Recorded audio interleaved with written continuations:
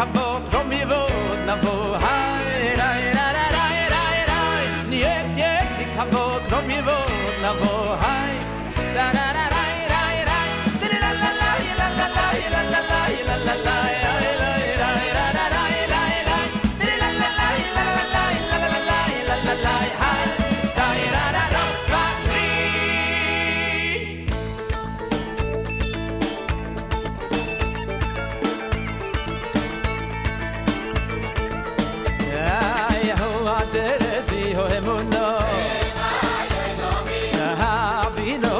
berrojo agay bo me yagdulo ade yo me yadibo ay ay ay ay ay ay ay ha hoy de hodo ha ba de havosiko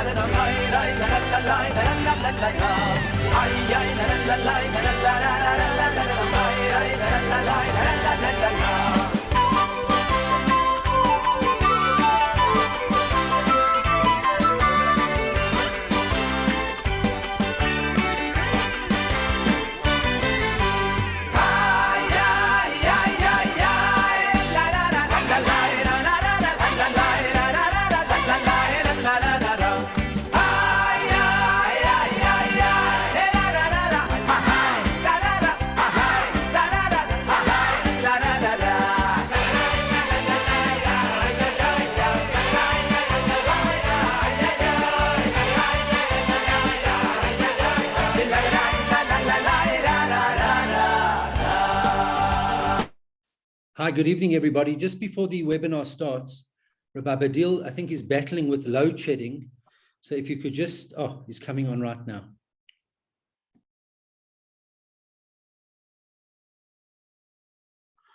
Okay, good evening, everybody. Welcome to this evening webinar on the laws of lending and borrowing. The Rambam in Mishnah Torah at the beginning of the laws of lending and borrowing states that it is a positive mitzvah to lend to the poor. As it says, you should lend money to my poor, the poor of your people. Perhaps one might think that this is a discretionary act, but the Torah teaches in Devarim, in Deuteronomy, chapter 15, verses 7 and 8, that if there will be among you a needy person from one of your brothers in one of your cities, in your land that the Lord your God gives you, you shall not harden your heart and you shall not close your hand from your needy brother. Rather, you shall open your hand to him and you shall lend him sufficient for his needs which he is lacking. The laws of lending and borrowing are vast and intricate, but the intention tonight is to obtain a basic understanding of these laws and, time permitting, to discuss some specific and practical applications of the laws. It gives me great pleasure to introduce Rabbi Baddiel, a Dayan on the Beis Din, who moved to South Africa in October 2009 with his wife and 5 children, and who joined the Beis Din as a Dayan in November 2009. And I'd like to thank Rabbi Baddiel for giving of his time to be part of this webinar. Good evening, Rabbi Baddiel. Good evening, Mandy. So for the purpose of tonight's discussion, I think we will refer to the person who lends to another person as Ruvain and the person who borrows from Ruvain as Shimon, because I think that'll make things a little bit easier. So if we could possibly start, Rabbi Baddiel, with an explanation of the basic laws of lending and borrowing, and maybe starting with, is there an obligation for a Jew to make a loan? Yeah, so firstly, thank you very much for the warm introduction.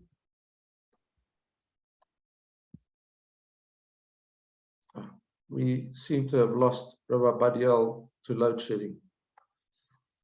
So just while we're waiting for Rabbi Baddiel to come back, he's coming back now. We will be later on dealing with some specifics, and we'll be giving people an opportunity to post questions in the chat box. But I see Rabbi Baddiel is back, so over to you. Okay, thanks firstly, Mandy, for the warm introduction, and it's a privilege for me to share some words of Torah with everyone. As you say, the Chavetz Chaim already points out, he wrote a whole book, a whole sefer, about the importance of lending money, and wherever possible, even an interest-free loan, that one shouldn't, in the sefer of Avas Chesed, it's called Avas Chesed, which means the love of kindness, and there he points out the importance of lending money interest-free. However, he himself understands that often it's not always possible. You know, one needs it for one's livelihood, in which case the Torah itself has made certain ways and means as to how it can be engineered in such a way that one wouldn't be transgressing the issur of ribos, the prohibition of ribos. So perhaps we could just explain, give some kind of background, if possible? Sure. Yeah. So lending money, everyone understands. Lending money is no problem at all, as long as it's interest-free. The moment one charges interest for lending the money, then the Torah, there are many prohibitions. The Torah says, I see it like the Torah forbids one to do it. And the Torah forbids one. There are many different prohibitions in various different parts of the Torah, where it becomes forbidden not just for the lender, even for the one borrowing. He's also transgressing. And not just the borrower, even the witnesses who are testifying to the loan, and even the guarantor. Everyone's included. And that's why it would be a problem even for a lawyer, an attorney, to draw up a loan where there would be a clause of claiming interest. It would be forbidden for that lawyer too to have any involvement in that. So there's a clear issur ribos. It's very severe. It's actually very severe. And I think Rabbi Masinta at one time pointed out that any type of loan doesn't just have to be money, even if it's a case of, for instance, food or bottles of wine that one takes from one's neighbor. So to give back anything extra would once again involve this prohibition. And the reason being, because anything that the item itself that was lent doesn't come back. Instead, it's replaced by another item that has the definition of a loan. That means if I lend my lampshade to my neighbor, then the same lampshade is returned. So that doesn't involve any issue of ribos. That's no prohibition of ribos whatsoever. One can even charge for that. But when it's a case of lending out money or any item that isn't returned, only it's replaced by something else, that's what's defined as a loan. And in that case, it would be forbidden to give anything extra in return as a favor, as a gratitude for the person having lent, for Reuven, as you say, having lent the money or the drinks, the food, whatever the case may be. So in gratitude, you wish to give him something extra, the Torah forbids it. And I think just to give some kind of reason to it, we talk about a tam. Tam means in Hebrew means a flavor. That's what tam means. So it not always doesn't mean the actual reason, nevertheless. And then it doesn't necessarily have to mean the reason, but it's a flavor, meaning to enhance the mitzvah, to give some kind of understanding to it. That the Torah doesn't want that the malva, meaning Reuven, lending the money, as if he's the one in charge and he's doing a tremendous act of charity, so to speak, by lending him the money, when in effect, really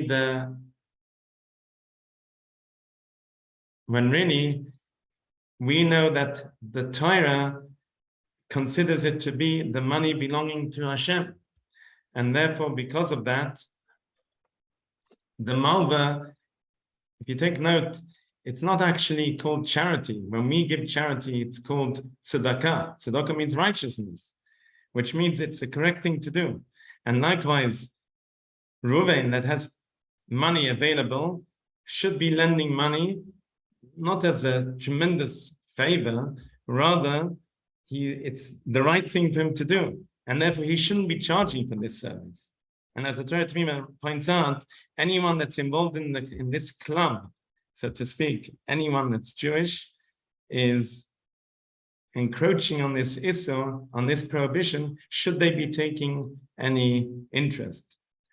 But the reason where this emanates from is, as we say, because the Torah is telling us that whilst the malva is in charge of the money, but ultimately it's Hashem who's allowing him to do this favor of lending him the money, and therefore it's not for him to start charging interest on such a thing. Okay, so in fact, it's worth pointing out that the prohibition against lending on interest is actually in with this week's parsha. So it's very timely that we're having this discussion tonight. If we can then maybe move on. So what I'm understanding is that from what you've said, is there is an obligation on people to make for Reuven to make a loan to Shimon in certain circumstances. That there's actually it's not only a nice thing to do, but there is in fact an obligation. Correct. In certain circumstances. Yeah. Correct. Okay. So when Reuven makes a loan to Shimon, should that loan be recorded or witnessed? And if so, does it depend on the amount of money or the type of article that is being lent by Reuven to Shimon? Yeah, so it's quite an important point. When one lends money, but this isn't to do with the Heta Iska. This is to do with general. We'll get onto the Heta Iska next. Yeah. So in the case of loaning money in any event, the case, regardless as to whether one would be charging interest or not, in the case where it's permitted, but in the case when one is loaning money to someone else, then strictly speaking, there should be at least one witness that's testifying that the loan took place. Because if you do it just on a private basis, just between Reuven and Shimon without anyone there, then it could be after some time you come up to Shimon some months later and you tell him that, you owe me money for the loan that I had extended to you some time ago. It could well be that Shimon would deny it, whether willingly, unwillingly. So you're giving him a kind of loophole to be able to deny it, because there's no one that was testifying to it. It was testimony to it. So therefore, because of that, there's an actual issur in Siman Ayin and Choshen Mishpat. It's written down that one shouldn't be lending any money to any fellow Jew without either writing it down, as you say, or at least one witness, two witnesses, all the better, to be there and are aware that the loan took place. There is an Aruch HaShulchan that justifies it, that often today we don't, because it's not anticipated in any way that Shimon will deny it, as if perhaps the generation of today is somewhat on a better standing and with more integrity But the proper thing to do, the correct way to do it is that one should document things. Unless it's a very small loan of 10, 20 rand, as you mentioned, if it's a very small loan, then in that case, you're willing to waive it from the outset. You say to yourself that, I don't really worry about getting the money back, and you forfeit it from the beginning, then there wouldn't be any issue. But if it's a substantial amount, then certainly it should be done with others present. Okay. Thanks. So just before we move on to the issue of a heter iska, and I think related to it in a way is, can a Jew borrow from a bank which is owned by Jews?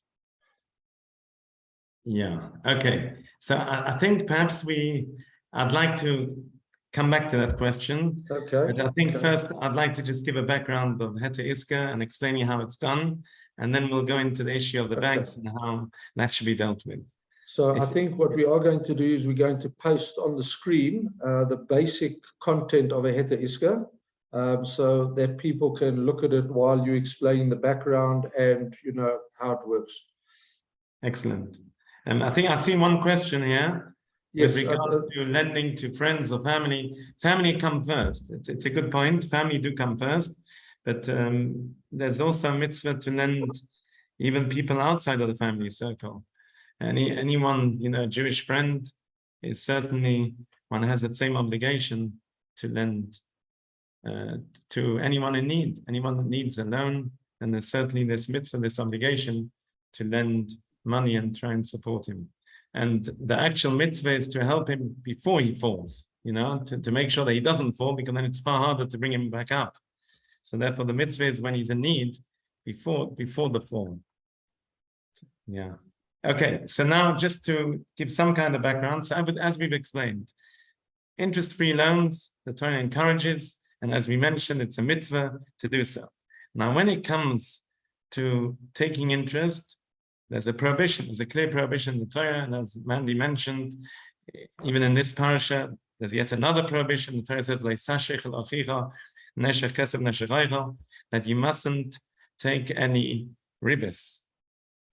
Any interest is forbidden to receive it. And if you did receive it, I think people are mistaken. They think that they can make some kind of heter iska. Heter iska isn't a magic wand.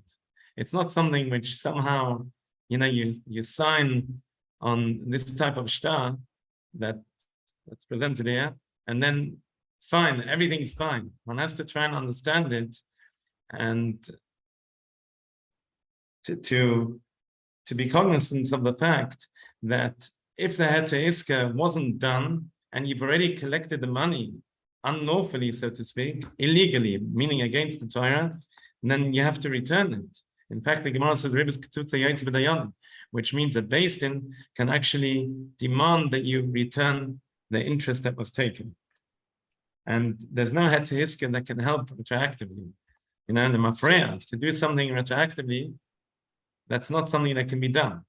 The only thing is, as we'll see, in the event that you did lend the money, and then suddenly you remember, my goodness, I forgot to lend with a heter iska, then that's something that can be rectified during the period of the loan, before he's paid back, before Shimon has paid back. But after he's already returned the money, then that's too late. Then that interest has to be returned. Yeah. Now, just to give some kind of background, and then we'll go to the issue of the banks. With regards to the heter iska, basically what it does is, and the Chavetz Chaim actually also mentions this, he says that anyone that's lending on heter iska terms has to be well versed, because there are many opinions that say that if the borrower, Reuven or Shimon, they don't understand what's going on, and as I say, they think that the heter iska is some kind of magic wand, then according to many, it doesn't actually take effect. And then it's a fruitless exercise. So that's important to bear in mind, that we do know some kind of background, just to understand the gist of it. So to explain the basics, heter iska,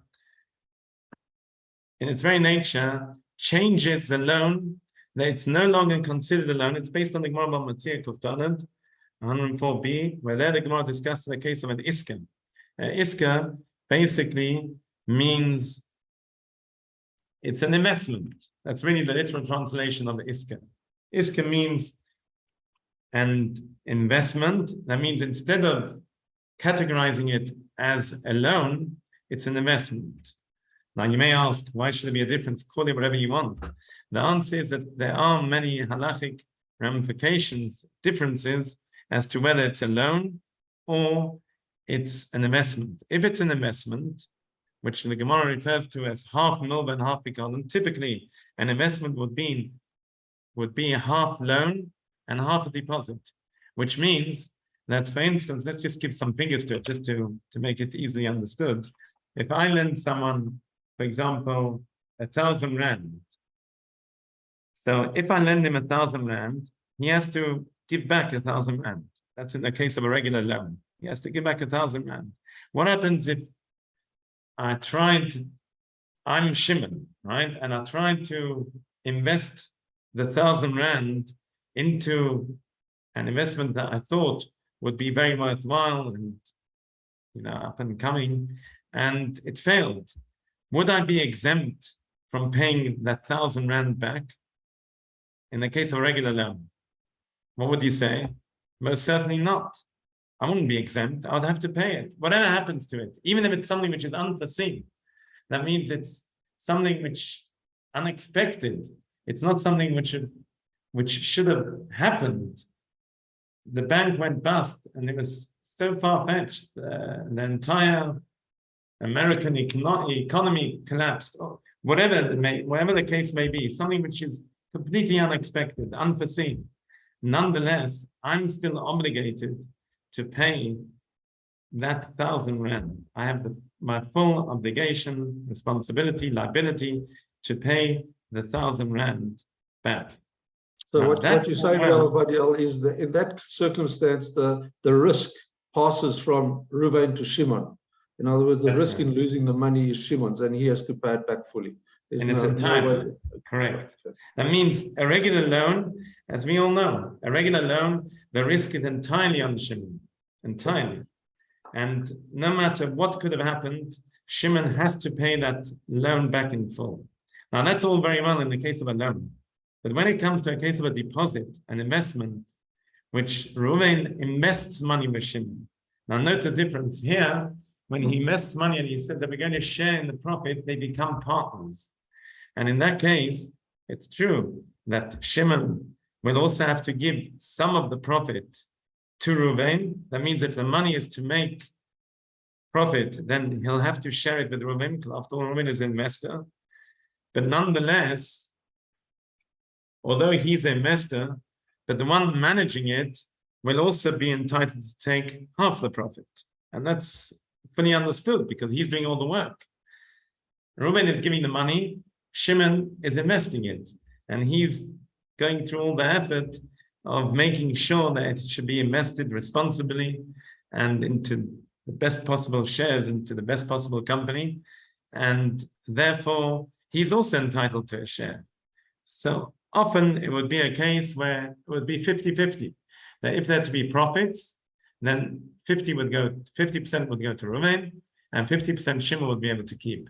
That means the capital would have to go back to Reuven, but then the profits, there would be a sharing of Reuven taking 50% and Shimon taking 50%. The way an iska is constructed is really, basically, it's constructed as half a milva, half a picadon. This was made up a couple of 100 years ago, where it's known as a takon of the Maram, which was really Rabbi Vigda, and he was the one that instituted it more as a standard practice, and this became known as the basis for our Hete Iska of today, which is really the way it's constructed. It started off a little differently, but then it became palga milva, palga picadon, which means if we perhaps give our figures in rands, so then the following would be, let's say Reuven gives Shimon 1,000 rand, and Shimon becomes a managing partner, right? That means instead of becoming the borrower, he becomes the managing partner of this investment, of this project. Now, Reuven is telling Shimon, that I'm giving you 500 rand as an investment, and from that, I wish to take profit from the 500 rand. Anything, if it reaps profit, then I take the whole thing. From the remaining 500, and that's important to emphasize here, the remaining 500 is an ordinary loan. And that, obviously, you're just like you, Shimon, are like an ordinary borrower, in which case, any profit that comes your way from the 500 rand is entirely yours. So basically, we have here half, it's constructed in a way where it's half milva and half begotten, meaning, like we said, the 500 is an investment from which Reuven can even take the entire amount, and then Shimon will be able to use the remaining 500 in whichever way he wants, but it should be invested together with the 500, and any profit that he reaps from the 500, which is a loan, belongs to Shimon entirely. So therefore, accordingly, it's really half the profit of the total profit will go to Reuven, and the other half will be given to Shimon. That's really the way it works. You know, there are different sorts of heter, but that's really what it's made up of. That means, as I say, Shimon on the loan, obviously he mustn't hand over any profit from the loan part of it, but from the investment part of it, which is half, he would be able to give the entire amount of profit to Reuven. So that's the way it developed. And why should Shimon be busy with this investment, which then the profit will go to Reuven? Now, it shouldn't seem that he's doing it because of the loan. That means Reuven is really, in effect, he's receiving effectively, he's receiving benefit because the fact that he extended the loan to Shimon, at least half the 500 rand was extended as a loan to Shimon, as we've just mentioned.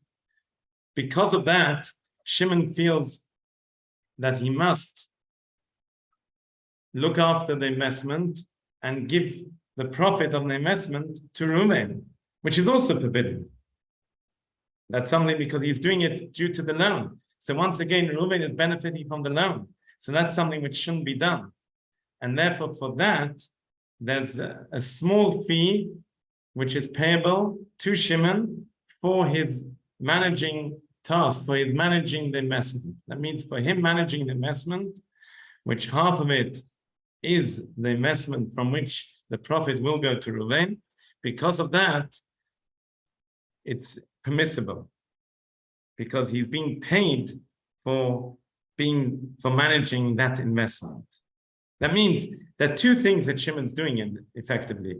He's managing the investment of Reuven, and he's also managing the loan from the 1,000 rand that we're talking about, correct? That means 1,000 rand that Reuven has extended to him, 500 is an investment which Shimon is investing in the most appropriate way, in the most responsible way. And at the same time, he's also investing the other half also in a certain business. And the shares, or the profit shares, Reuven will be entitled to half the profits. Right. Why is he entitled to it? Due to the fact because half of it is actually a deposit. Half of it is an investment. And that's what allows it. And plus, he also has the managing fee, which can be very minimal, 10 rand, or whatever the case may be, for him to manage it. And therefore, Reuven is not receiving any benefit from the loan, meaning the 500 rand that he's extended to him. Rather, any benefit that Reuven does get is A, from the fact that he's paid him for it, and it's due to the investment that he's getting his returns. But the difference is, because of this, if anything, if the investment goes down, then Reuven will also have to share in the losses. You see? That means if the 500, right, if the 500 rand disappears, then in that case, Reuven will also have to bear the loss, and he wouldn't be able to be paid. He'll only be paid the remaining 500 of the loan, which then we said for a loan, you always take full liability. But with the So how investment, does Reuven as a lender cover himself for the 500 investment that he's lending to Shimon, not the loan, but the investment part? Yeah, so that's a very good question. And that's why people are hesitant to make this Heter Iska, because this does involve a certain liability on the part of Reuven. You know, he's extending a loan to him, but because part of it is, we've changed the nature of this transaction to, it's formed as a half, as you say, the 500, which is an investment, which then also he becomes liable for, partially. They become jointly liable. So how do we overcome that? So for that, you have the Maram that says, look, at the end of the day, I think it's important to point out from the outset that there will be a certain liability. You're right. Should the 500 Rand be lost, then in certain instances, Reuven will have to bear the loss. He will have to bear the loss of this 500. That means there could be cases where he's extended 1,000 Rand and he'll only get back 1,000. That means in the case of something, obviously, if Shimon was negligent, right, and he didn't invest it wisely, then in that case, Shimon would have to be liable. But in the event that it was something which was unforeseen, which otherwise we call oines, right, oinsim, then in that case, Reuven will have to share the liability and he will lose that 500. So can I just get clarity on that? Because a lot of loans that are made for business purposes are made where the Shimon as the borrower discloses what he needs the money for, and Reuven then makes the loan. But the understanding of a businessman, not necessarily halachically, is that the risk of that loan, that quoted 1,000 Rand, falls squarely with Shimon and not with Reuven. So Reuven's aware of the investment. But what you're saying, as I understand it, is Reuven, if there's a Heter Iska, Reuven actually has to bear the risk of 50% of that loan, of that so-called loan. That's right. That's right. Okay, so that's something which I think is very important to understand, because that's probably not what a lot of people on this webinar understand when they lend money to somebody to invest in a business or an undertaking. They, with a Heter Iska, they expect to get back their 1,000 Rand plus a percentage. Instead of 50% of the profits, they're expecting to get back, say, a return of 10% instead of interest, in lieu of interest. Yeah, absolutely. Okay, so what's important to note is that it's been arranged in such a way that the Heter Iska should be, should we say, more plausible to the commoner, in order that he should accept such a deal and he should agree to it. The loaner, Reuven, should agree to such a thing. So the losses have been, should I say, the risk has been narrowed down somewhat. How has it been narrowed down? That means without, obviously, if it was to be a complete loan, then there'd be no risk at all. As we said, no element of risk whatsoever. But we can't do that, right? We wouldn't be allowed to do that.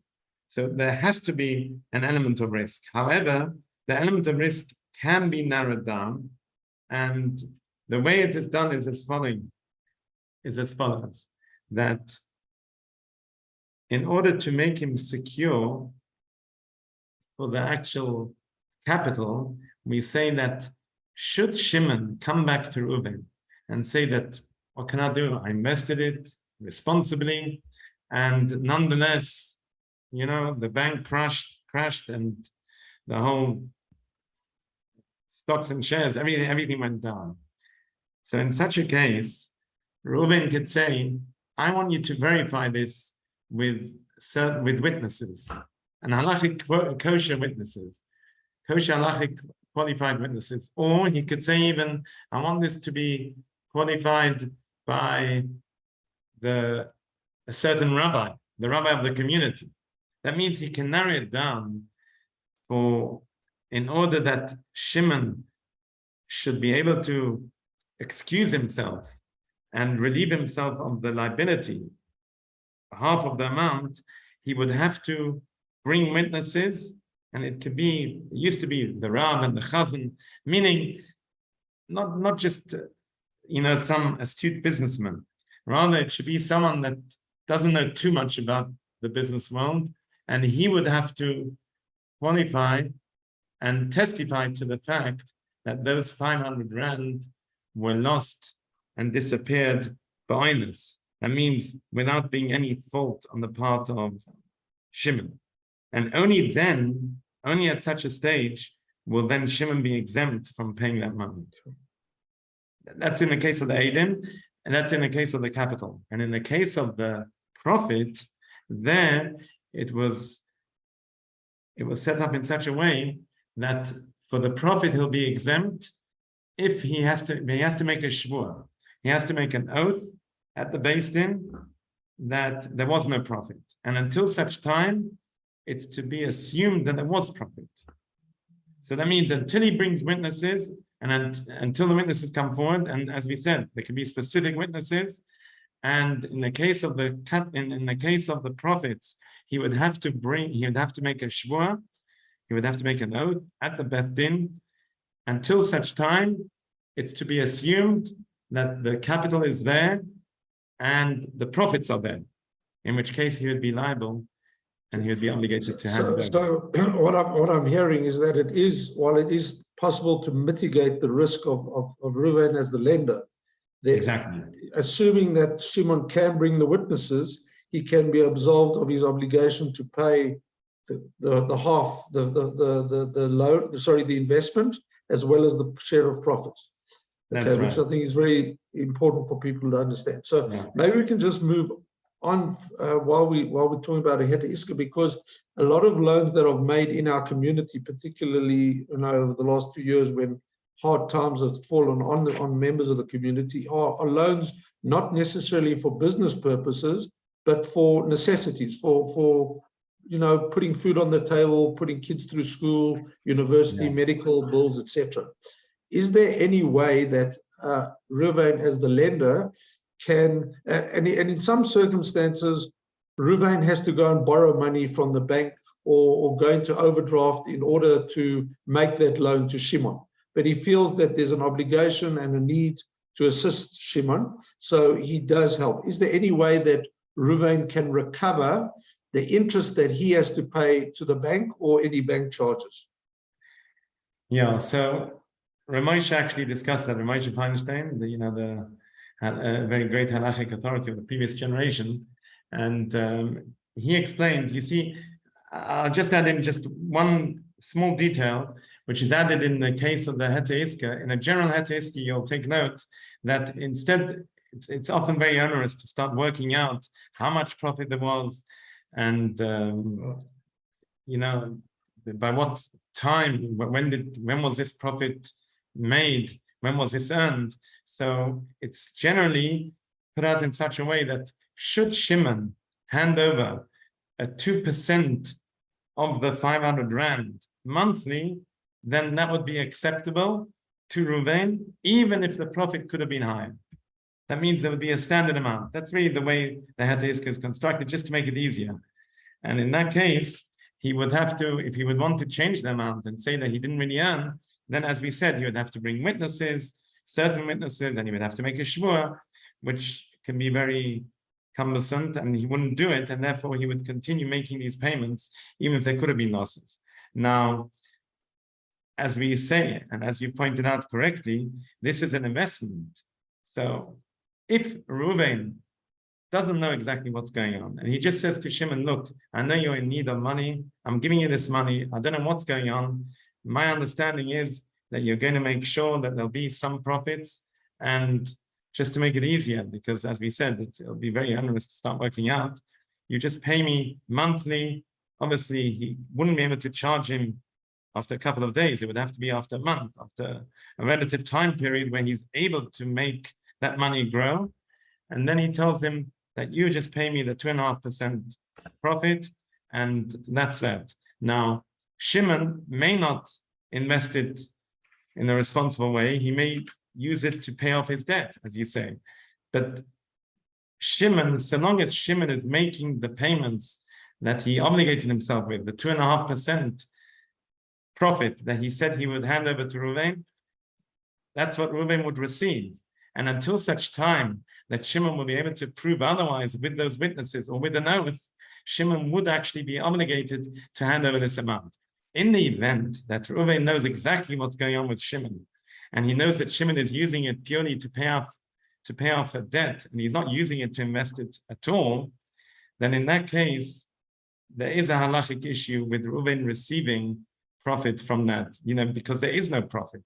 It's money even if Reuven is incurring costs to lend the money to Shimon. Even so, yeah, because at the end of the day, there are two transactions happening. There's one transaction that Reuven is borrowing money from the bank, which is fine. But then the transaction from Reuven to Shimon is a new transaction, in which case he's prohibited from lending with interest. So he would have to make it at a But even if he wouldn't borrow from the bank unless he was lending it to Shimon. Even so, it's two separate transactions are happening here. The only thing is he can make it is because there are many authorities that would be lenient and allow it, even in the event that Shimon is using it to pay off its debt and not using it as an investment per se, but nonetheless, it still can be referred to as an investment due to the fact that he's gaining, that he doesn't need to start doing other work. Instead, he can perhaps devote himself to his regular business. So it can be referred to as an investment. There are halachic authorities that validate such a thing, even so, but certainly you're right. In the light of the fact that there are two transactions happening, there's Reuven to the bank, and the only way Reuven can get the money is through the bank. Nonetheless, he would have to make a heter iska with Shimon. So am I correct in saying that one of the reasons for the heter iska was to ensure that people would not hold back in making loans to other people? That's why the heter iska was instituted. Yes, so I'm saying, yeah. So in this case, it certainly would be a situation where people would want to lend money to help people, but may be prevented from doing so if they weren't able to have a heter iska to cover their costs. Yeah. No, absolutely. Yeah. It's not that the laws of the Torah have changed in any way. No. It's just it's been engineered in such a way we're taking a new concept which has already been for thousands of years, but now we've brought it up to date in order to be able to work in today's world of business, of commerce. Okay, so I think one of the questions that was posted, which is relevant to this, is if somebody, as I understand it, if somebody lends money to somebody else if Reuven lends money to Shimon to buy a house, there's no profit there. That's an investment, a house to live in and whatever. So would that same concept apply with lending money to somebody to buy a house? So you mean if someone uses the money that he receives from Reuven to buy a house? Yes, yes. Yeah. So a house would generally be something which could be an investment. It could be considered an investment due to the fact one can rent out a house. Any property can be rented out, and therefore a house generally is considered an investment. Okay. I think if we can just move back to the question about and there's sort of two related questions or two issues. First of all, the one about a Jew borrowing money from a bank that is owned by Jews, and also linked to this, perhaps you can deal with them together, although they're not exactly the same, is when somebody lends to a company. So Reuven is lending to a company, not to an individual, but the shareholders of that company are Jewish. So I think we just need to understand, and obviously for a company, it would certainly be for investment purposes. So I think it would be covered by what you've the heter iska portion that you mentioned. Okay, so these are both very important points. One with the banks. So as you'll see, I'm sure many of you are actually, you see in every bank that one goes in Israel, one sees a heter iska hanging up, framed, normally in the foyer of the bank as you come into the bank. The reason is very simple. They make a heter iska kloli, which is known as a general heter iska, where they say that any transactions which are done at the bank are based on the terms of the heter iska. and therefore they put it on in a prominent place, and because of that, it's understood that the one that's borrowing the money is actually the managing partner, so to speak. And in general, again, on different issues, there are different halachic authorities that say different things. But by the main, if the loiva, the one borrowing the money, in our case, Shimon, if he doesn't know that there's a heter iska, then the whole thing makes no sense, you see, because then it's, for him, to all intents and purposes, it's a loan. He has to be aware of the fact there's a heter iska. So therefore, that's why they put up the heter iska in a very prominent place, where it becomes clear that any transaction that's done via the bank is with the heter iska terms, meaning that you're actually borrowing the money in the way that we said, that it's half a loan and half an investment. Likewise, in the case of a Jewish bank here, so then the same principle would apply.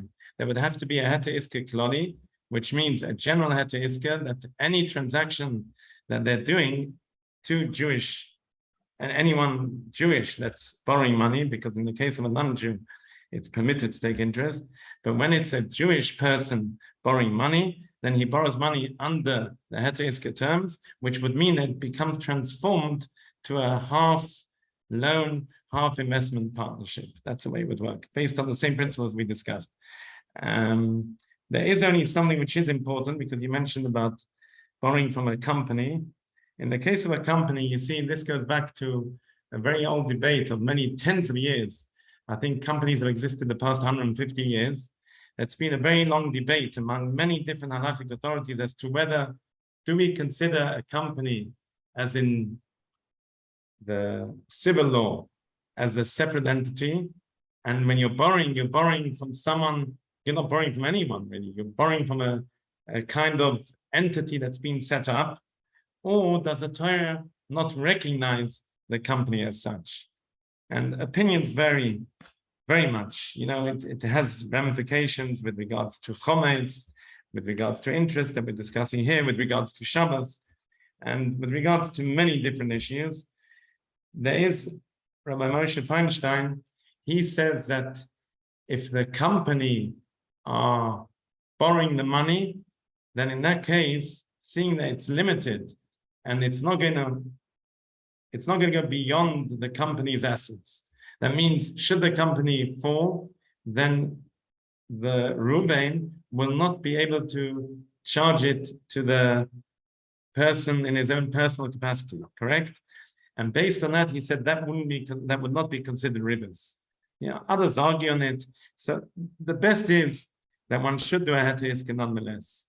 Now, if it's a case where most of the shares are owned by non-Jews, then in that case, I think the consensus is one can be more lenient in such a case, sure, and not require a heter iska.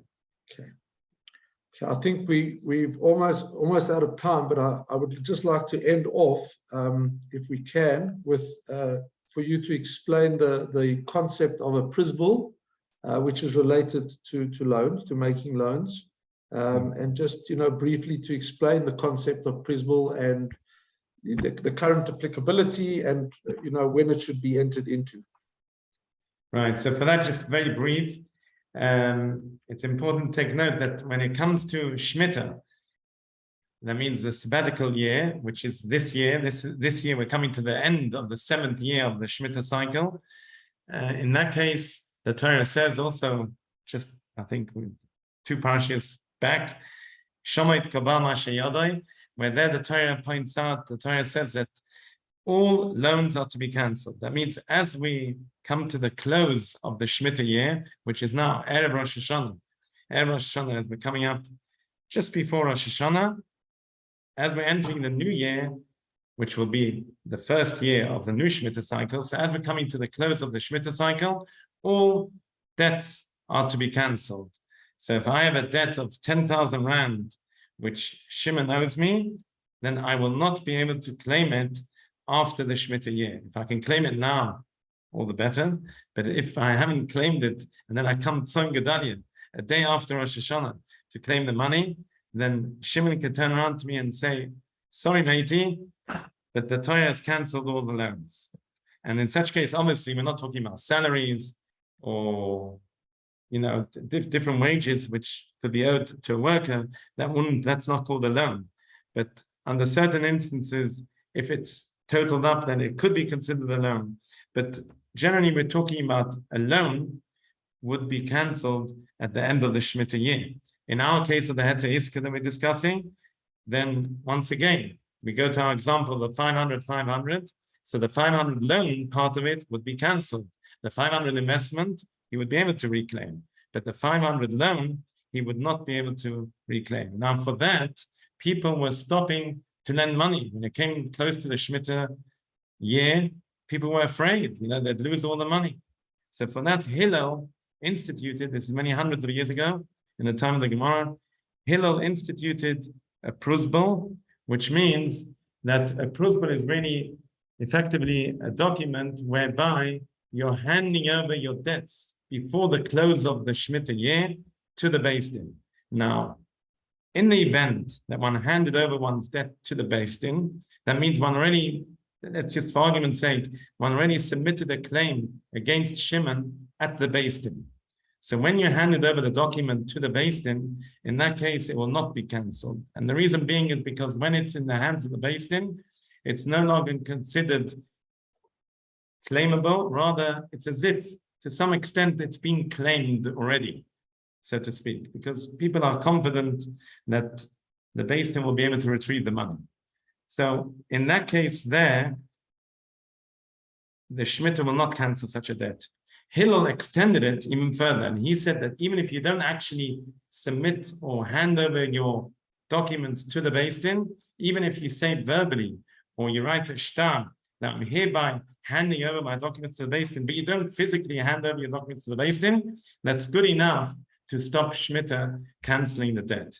That's really what prusbul is all about. So practically, people should. Is there a form that on the UAS website, or does the UAS, the Beis Din, have a prusbul which people can fill in before Rosh Hashanah?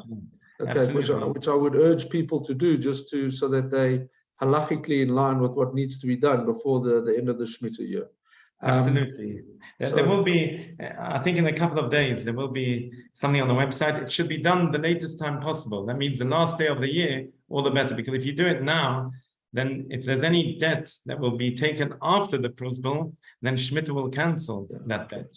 So I think the custom that I'm used to is that when we do Hataras Nadarim on the day before Rosh Hashanah, you also include the wording of the prusbul in front of the witnesses or the people that are there. So that's the most practical way to do it. But okay, so thank you very much, Rabbi Baddiel. We really appreciate your time and your input. As we said earlier, it's vast and intricate. It's certainly I've certainly learned a number of new things, and I think it gives people something to chew on and to consider. And we have posted on the chat an email for anybody who's got specific questions, and some questions which we were not able to get to tonight, so that we can get back to you and maybe even organize a further webinar on the subject if there's interest. So thank you to everybody for attending, and thank you, Rabbi Baddiel. Really appreciate it. Thank you, Mandy. An absolute pleasure.